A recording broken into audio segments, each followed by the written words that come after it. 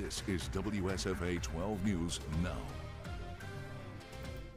Good evening, everyone. I hope that you're having a good day. This is Jessica Umbro, the Gray Media political correspondent for the state of Alabama. We've been having a very jam-packed week, as I'm sure that you know if you're watching us at all in any corner of the state. We've got the special session going on, but in addition to this special session going on, we've got the primary elections in less than 2 weeks. And of course, that's really at the crux of why this special session has been a big talking point. We really have seen a push potentially to have special primary elections in House districts 1, 2, 6, and 7. Those are the U.S. congressional districts, I should say, as well as state Senate districts 25 and 26. That, of course, only would happen if a court lifts an injunction that's currently on the state of Alabama that is set to expire after the 2030 census. So we've heard about this redistricting effort in quite a few states around the nation, and especially here in the Southeast, with Tennessee just passing their map today. They're in a bit of a different situation, though. I always like to reiterate to people that we're the only ones with that court injunction, not Tennessee and not Louisiana. So we are going to continue covering that. That's supposed to continue into tomorrow. I believe that it will be ending tomorrow if all of the reports and what I've been hearing at the State House are to be believed. It sounds like lawmakers want to wrap this up within 1 week. That's what Governor Ivey said that this would take. But we also, of course, are going to continue on with this series that we have where we're highlighting the candidates who are going to be on that May 19th primary ballot. So this is another one of those races where we only have Democrats, or we only have one Democrat running. So that person has already made it to the November general election. But we do have 3 Republicans who are vying for your vote. So with Alabama being an open primary state, you would select either the Democratic or the Republican ballot when you go in to cast your vote. So if you are one of those voters who is going to be taking a Republican ballot, we're going to be highlighting those 3 options that you have for the Attorney General. Of course, Attorney General Steve Marshall is term limited, and he is running his own race for the Republican primary for U.S. Senate. We'll have his one-on-one interview in a few days. Of course, the special session has made it a little bit more challenging to keep up with the schedule that we have of getting these candidates out there, but I am doing my best. So without further ado, we'll get started with the first candidate for the Republican primary for Attorney General, Pamela Casey. She's going to outline her party's or her platform for her candidacy and why she should be the next person to be the Attorney General here in the state of Alabama. So we're going to go ahead and get started and take a listen. Okay, so you're one of 3 candidates in this primary election. What makes you stand out in this race? Well, I'm the only one in this race, the only candidate that's ever stepped into a courtroom, tried a criminal jury trial. The only candidate that's put a killer in prison, put a child predator in prison, and work with law enforcement on a day-to-day basis. And you know, you're electing the next top law enforcement official for the state. And it should be someone who has that experience of almost 20 years of doing that. What do you feel like is missing in the office, or what direction do you feel the office needs to go in that you would bring? Yeah, so I think there's been a loss of connection with law enforcement and district attorneys across the state. Violent crime's out of control, and I think what's needed is a good relationship between the Attorney General's office and the DAs and law enforcement. It would be my hope that we could create regional offices, satellite offices for the AG's office for DAs and law enforcement, so that they're not necessarily having to come to Montgomery or work from Montgomery. And that would create kind of, and those officers and those prosecutors we would put across the state would be invested because that would be where they live. You mentioned in your platform the dangers of social media for children and teens and the presence of online predators. What do you feel your role is as a potential Attorney General here as far as mitigating those risks and addressing concerns of parents? Yeah, so for almost 15 years, I have been leading the way and advising our educators, law enforcement, parents across the state, even Canada and Florida. I've been invited to speak across the country because parents just do not understand the absolute dangers. I've seen children killed as a result of online activity, sexually abused, assaulted. And so I think at the Attorney General's office and as Attorney General, you can bring awareness to that in a way that I can't from a small circuit, okay? And not only that, but to fight those companies that are preying upon our children. And they really are. I mean, TikTok, Roblox, all the other apps out there are money making, and the way they get their money is from preying upon children. And so we would fight those companies to ensure that they're putting the appropriate processes in place to protect our children. But not only that, work with law enforcement educators across the state to know when to recognize dangers. There's a lot of things that's happened with kids that if we just took a moment, we could recognize the dangers that are present there, and the outward characteristics that show up when that's going on with the child. Do you share those same concerns or have those same plans for artificial intelligence? It's developing by the day and it's becoming something that people are increasingly using and becoming more reliant on. So I recently saw an article about children who were getting involved in relationships with AI bots and truly believed that they had these like romantic relationships with AI bots. And so I think we are entering a world that we're not even aware of, and I think it's important that we educate law enforcement, parents. I mean, we've seen some AI involved child pornography and creation of that in our society. And so, we have to come together as agencies, create a plan that we can work toward combating that. All AI is not bad, but when it preys upon our children or it pollutes the minds of our children, then it does become a problem. What do you see as the biggest threat to public safety in Alabama? Oh, I think prison, the inability of prosecutors to put violent offenders in prison. Sentencing guidelines, I truly believe, has been responsible for many deaths out there, people who should have been in prison but for the sentencing guidelines.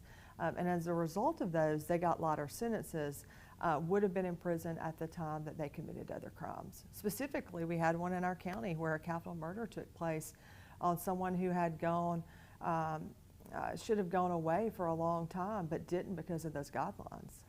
We've seen the legislature, especially this past session, take up a lot of bills about sentencing guidelines. What are your relationships like as far as getting the legislative branch to back up some of these sentencing changing guidelines that you would like to see? Look, I have always been, for 20 years, a proponent of truth in sentencing. I don't think you can find any interview where I don't talk about that when we talk about sentencing. And so it is a hard move to take the legislature from where we are right now with sentencing guidelines to a situation where we have truth in sentencing. That's going to be hard. It's going to look like they're soft on crime, but they're not. Currently in this state, a 10-year sentence doesn't mean 10. A 10-year sentence, someone will end their sentence with 3 years and 3 months. They're up for early mandatory release prior to that. And if the public truly knew how it worked, they would be upset. They would be okay with a 10-year sentence now being a 5-year sentence if they knew that the inmate or the defendant would serve that full 5 years. So it would be my goal to start that relationship and to move toward having conversations, difficult conversations, about truth in sentencing in this state, because what it would also help is our prison overcrowding. The Department of Corrections would then know how many people they were supposed to have on every day and when that person is going to leave versus this rolling, not really sure when somebody's leaving type situation. You also mentioned wanting to ensure that law enforcement and first responders have the training and resources that they need in order to keep the public safe. What do you think the state has not done on that front that you would want to see implemented? Well, number one, our law enforcement are underpaid. Many of these officers could go to Walmart or Target and get a job making the same amount of money that they make today. I know I have some officers in my county, smaller jurisdictions, that are making $12 and $13 an hour. And yet we ask these individuals to put on a bulletproof vest, a badge, and go out and protect us. And so what I think needs to happen is we need to secure additional funding for our law enforcement. We need to secure additional training. They're understaffed, they're underpaid, and they're overworked. And I just think that law enforcement, along with our educators, I think the two people in this state that should make the most money and should be priority for the legislature are our educators and our law enforcement. Any other message that you have for voters? They have a lot of decisions to make, a lot of candidates in a lot of different races, and 3 alone in this one. Why should they be trusting their vote with you? Well, I think Alabama deserves an experienced leadership to be their next top law enforcement official. And as I said, I'm the only candidate in this race that's fought for our families and fought for our children. And I've been doing that for 20 years. I'm a career prosecutor. I ran for DA at 28 and was elected, became the youngest female to take that office. And I have proven over this time that I'm a fighter for my county, for my people. And look, I go to work right now for $500 a day, or $500 a month, and because I could already retire. I've been in the state system long enough to retire, and what I mean by that is I do it because I love it. I do it because I care, and I want to be the Attorney General because I want to fight for the people. And it's not about the money, it's not about the title. I could have long ago retired and gone into private practice, but I feel called to continue to serve, to fight for families and children and for the people, and know that I'll do what's right. Right, that was Pamela Casey there, the first of 3 candidates that we're going to be highlighting tonight who wants to be the Republican nominee for Attorney General. Without further ado, we're going to go over to the next candidate, so that's Jay Mitchell. So he shared his platform and why he feels he's a better choice. Of course, all of these candidates feel that they are the best choice to get this nomination. So we're going to go ahead and get started with his interview, so bear with me. We got him pulled up. Take a listen. Okay, so just to jump right into this, you're one of 3 candidates vying for this nomination. What do you think sets you apart in this race? Well, a couple of big things. Number one is my courtroom experience. I have over 2 decades of courtroom experience on both sides of the bench. I spent 16 years as a nationally recognized courtroom lawyer in the courtroom before judges and juries, and then I spent the last 6.5 years just down the street from here as a justice on our state's highest court, the Alabama Supreme Court, where I handled the biggest, toughest, most complex criminal and civil cases in the state.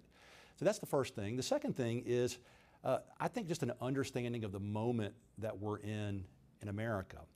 With President Trump coming back into office last year, and with what he's doing in Washington and with the mandate that he's carrying from the American people, I think we have a gigantic opportunity here in the next season of state government in Alabama to really flow with what he's doing and make sure we're getting some things fundamentally reset in our state that would be for the benefit of our people. Why do you feel it's important to make this shift from being a member of the Supreme Court to leading this effort as an Attorney General?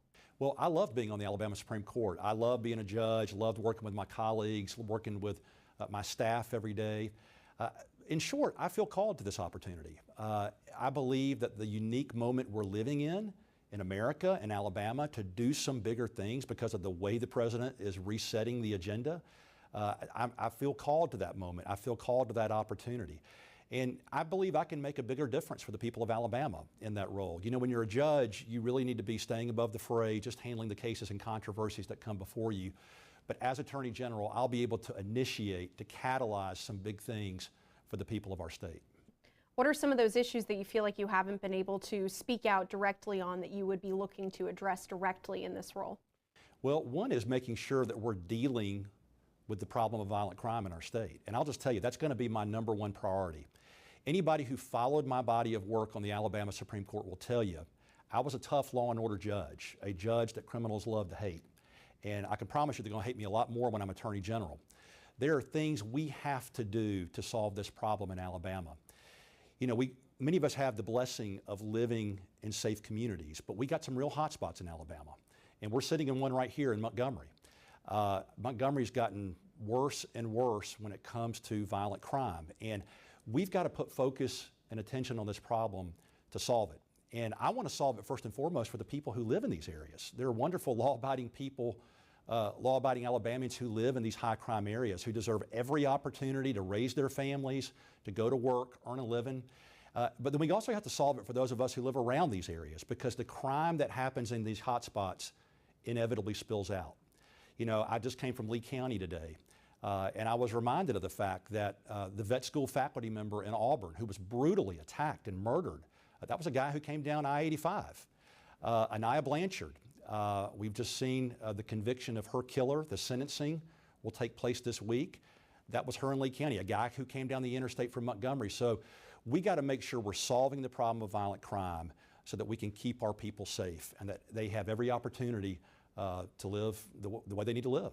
Now, what does that look like policy-wise? We have seen President Trump talk with certain states and certain cities, specifically employing the National Guard to come into areas. Is that something that you'd be open to in addressing this, or are there other avenues that you'd be looking to address this on a more statewide level?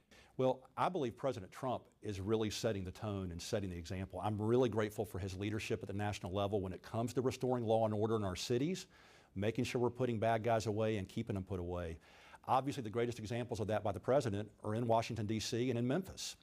And Coach Tuberville, who I firmly believe is going to be our next governor, Coach Tuberville has talked about, when he is governor, sending in the National Guard to Birmingham and Montgomery. I support that.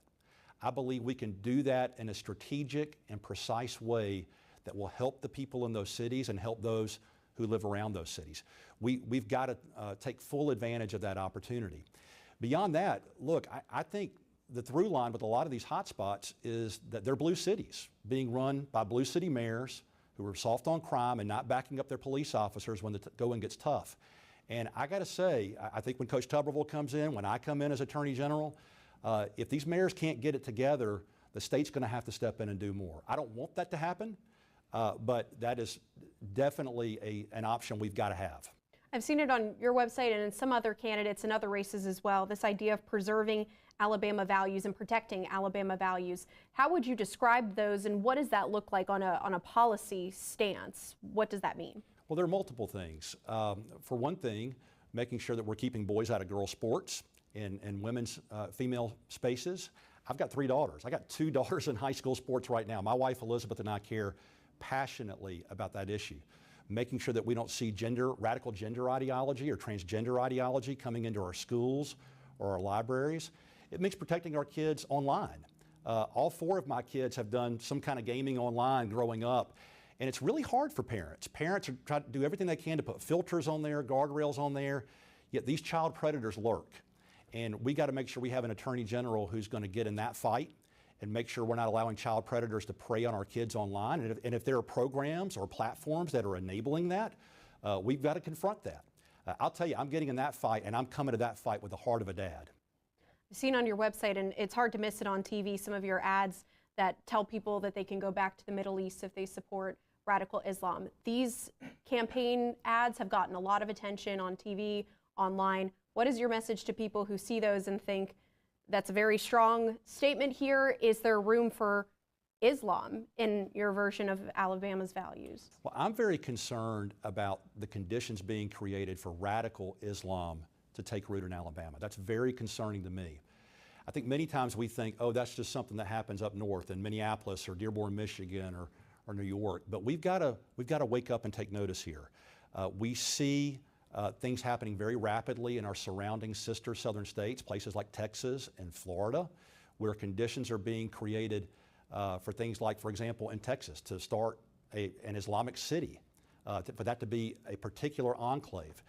We've got to make sure we're not allowing that to happen in Alabama. And what I've called for, I've come out with a plan to protect Alabama from these conditions being created here. And I'll showcase just a few of those points. Number one is, we have a prohibition under Alabama law against Sharia law, allowing Sharia law to be part of our legal system in any way. There's a similar prohibition in Texas, yet out there, what they found was there was a private tribunal convening to decide disputes under Sharia law. Attorney General Ken Paxton's gotten involved out there to bust that up. I believe that, like Texas and Florida, we need to have a law here in Alabama that will allow us to designate domestic terror organizations. And I would be in favor right away of designating the Council on American Islamic Relations, the Muslim Brotherhood, Students for Justice in Palestine, which has done a lot of the rabble-rousing and created a lot of these anti-Semitic protests. We need to be able to designate those organizations as domestic terror organizations. And then beyond that, we've got to have our heads on a swivel and make sure that we don't have money flowing into Alabama, as we've seen it happen in other states, that's funding activities that may be objectionable to Alabamians and could be in violation of the law. And so if I sense that there's some violation of the law going on when it comes to flow of funds, I'm going to investigate that. What do you see as those biggest threats to public safety right now? I know you mentioned wanting to address public safety, and you've mentioned your concerns here. What do you feel are some of those most pressing issues that would be a day one priority? Well, number one is making sure that our local leaders in these blue cities where most of this crime is taking place, that they get on it and that they start protecting their citizens and that they get violent criminals locked up. I think that's really, really important. I would prefer to work collaboratively in that, but if they can't get the job done, we've got to step in and do more. That's the first thing. I think the second thing is making sure that we're not having a revolving door system of justice in Alabama. So violent guys get sentenced to prison, making sure they don't come through the front door and then leave early through side and back doors. So I think it's important working on that with the Board of Pardons and Parole, and making sure that we're hammering down on that. The other thing is, and I've been very outspoken about this, we have got to make sure we're backing the men and women in blue. Our police officers, our sheriff's deputies, they're so brave. They're out there protecting us, and we've got to make sure that they're fully protected in the legal system. I've been very outspoken about the fact that I've been troubled by seeing some police officers who have been doing their jobs, apprehending bad guys, following their training, following the rules of engagement, and a bad guy or a suspected bad guy dies, and then these police officers are being prosecuted. I wrote, for example, when I was on the Alabama Supreme Court about the Cody Smith case here in Montgomery. Cody Smith never should have been prosecuted, much less convicted. I've been calling publicly for the current Attorney General to step in, take over the prosecution of Mac Marquette up in Decatur, and drop that prosecution. So we've got to make sure that we are backing the men and women in blue at every opportunity, and that's exactly what I intend to do. Voters have a lot of decisions to make very soon. What is your final pitch to voters who are looking at the candidates, and why should they be trusting their vote with you? Because we need an Attorney General in this next season of state government who's going to be on offense. When President Trump came back into office last year and began fundamentally resetting things in our country, he gave us a gigantic opportunity. And the opportunity that we have is to really enact in order to get generational conservative victories in our country.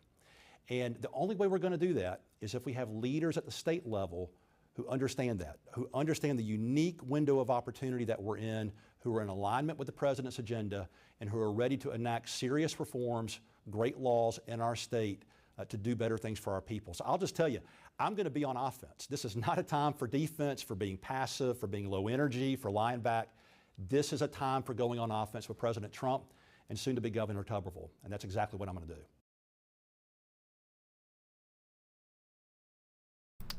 Sorry about that. The audio was off. That was Jay Mitchell talking about his platform. We've just got one more candidate who we're going to hear from today, and so that's Catherine Robertson. Again, these are just the three candidates on the Republican side. There is one Democrat running. They have already advanced to the November general election, I should say. Sorry. So as we get closer to that general election, all of these races that just have one Democrat as of right now, we'll get more into their platform, because the general election is really when we're going to see that red versus blue that you may be used to seeing. Or if you are a voter, I hope that you're not a voter that just votes in the general elections. I hope that you're also using your vote as your voice here in the primary elections. But that general election is when we'll see Democrat versus Republican. For now, it's just determining who will represent each of those parties. So we will get into now Catherine Robertson's platform. She is your final candidate for Attorney General for the Republican Party as recognized by their party. So go ahead and take a listen. You're one of three candidates in this race. What sets you apart from your other challengers in this? My experience. For the last 10 years, I have served as Chief Counsel to Attorney General Steve Marshall. I have seen all the behind the scenes, the good, bad, and the ugly of the AG's office. I think it is a far more complex job than people realize, and so having that on-the-job training, I think, is absolutely invaluable. And it will ensure that when I come in and am sworn in, I don't have to waste any time learning what the role is, learning the office, learning the relationships, but can immediately get to work. And I think that is of great benefit to the people of Alabama, and it's really the reason that I got into the race. With your experience with Attorney General Marshall, where do you align with his vision for this role? And then are there any areas where you see that you would want to pave a different path on specific issues? I think, any business after 10 years ought to be looking back and finding ways to improve. And so there's certainly things that we wanted to do that we didn't get to complete, some unfinished business there. But there's also just the office needs tuning up a little bit. Like any business, you should be able to look back and see places that you can improve upon, maybe leadership changes you need to make. And so I will certainly have my own take on the office if I'm the top person, but obviously have learned invaluable lessons from his leadership as well. What were some of those things that you want to carry with you as far as learning from that role? What are some of those traits or policy areas or just topics that you feel are important having served in this? Yeah, I mean, he has been an amazing chief law enforcement officer, supporting law enforcement, but also really providing a lot of oversight of our criminal justice system as a whole. He has not shied away from any fight to make our criminal justice system honest, to make it tough where it needs to be, to ensure that offenders are held accountable. And so I'm certainly going to follow in his footsteps in that. But as far as just leadership traits go, he's been very honest. He has not always chased headlines. He has done the job right. He has done the job honestly behind the scenes, where a lot of people in Alabama won't even know the tough decisions he was faced with and the things that he had to lead on. And so that's certainly something that I want to take away, that it's not just what the public sees, but a lot of times it's those decisions that you make behind closed doors where true leadership and character really shines.